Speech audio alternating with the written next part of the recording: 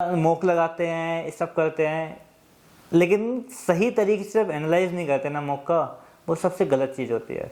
अब लोग ना इतने होते हैं कि रीजनिंग के लिए भी कोचिंग करते हैं। आई डोंट थिंक रीजनिंग के लिए भी कोचिंग की ज़रूरत है।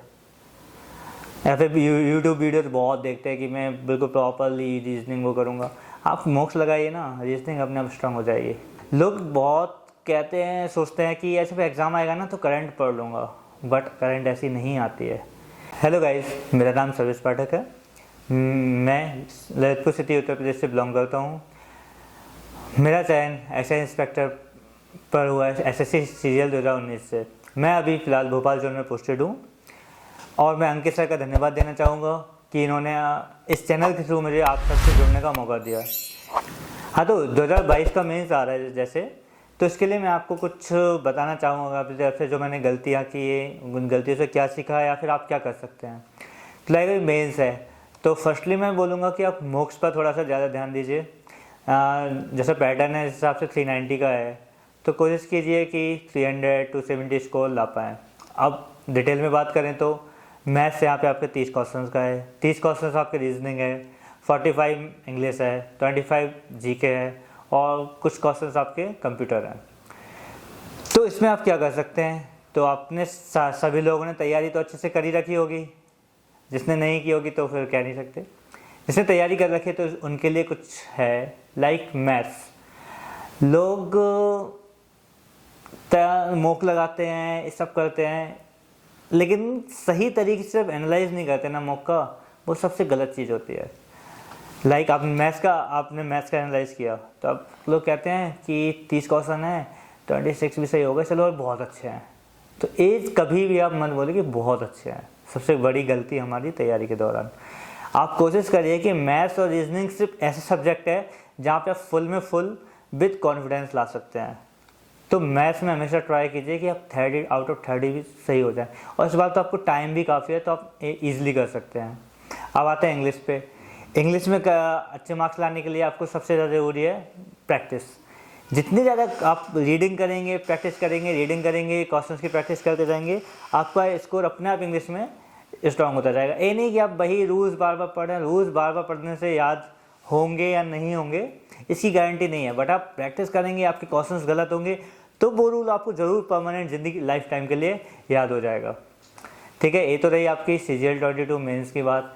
इसमें कुछ जीके का भी मैं ऐड करना चाहूँगा। जीके में अभी मेंस में जीके दे दिया SSC ने, तो कुछ जो पहले से तैयारी कर रहे थे उनके लिए ज़रूर बुरा हुआ है, और लेकिन कुछ नहीं, आपने प्री के लिए तो तैयारी की है, तो आपने जीके बहुत अच्छे से पढ़ भी रखी होगी। इसमें बस आप एक ऐड ऑन कर सकते हैं कि आप करंट को, जीके को थोड़ा सा टाइम एक्स्ट्रा दें। लाइक मैंने जो देखा है ना, SSC वाले 1 घंटे मुश्किल से जीके को देते थे अभी मंथली, मतलब डेली।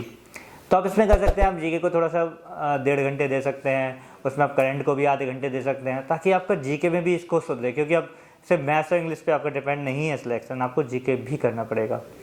अब बात आते हैं जो 2023 की तैयारी कर रहे हैं, जो बिल्कुल एज अ फ्रेशर स्टार्ट किए हैं या फिर कुछ ही महीने तैयारी के हुए हैं। तो गाइज आप लोगों से बोलना चाहूँगा कि आपने मॉक्स स्टार्ट नहीं किए हैं, आप ये सोच रहे हैं कि मैं पूरा सिलेबस ख़त्म करके मॉक लगाऊंगा, आपकी बहुत बड़ी गलतफहमी है। आपको मॉक अभी से स्टार्ट कर देते हैं। मॉक स्टार्ट कीजिए, आप क्वेश्चन नहीं आ रहा है छोड़िए, या फिर जैसा आड़ा टेढ़ा आ रहा है करने की कोशिश कीजिए। नहीं आएगा, आप उसको एनालाइज करके जब आप उसका सॉल्यूशन देखेंगे तो आपको पक्का क्वेश्चन आ जाएगा, और भले ही आपको कॉन्सेप्ट समझ में आए ना आए। लाइक मैं अपनी बात करूँ तो मैंने स्टार्टिंग में मॉक लगाए थे, तो कई कॉन्सेप्ट मुझे नहीं आए, मैंने कॉपी पे लिख लिए, और वो कॉन्सेप्ट मैं 2-3 बार लिख चुका हूँ। मुझे नहीं पता वो मुझे याद हुए नहीं हुए, लेकिन यदि आप उसको कॉन्सेप्ट को बार बार करते जाएंगे ना, तो वो क्वेश्चंस आपके बनते जाएंगे। भले ही आपने सिलेबस में उस चीज़ को पढ़ा है या नहीं पढ़ा है, लेकिन आप यदि थोड़ी सी कोशिश करेंगे तो क्वेश्चंस आपके बनते जाएंगे। Same for English.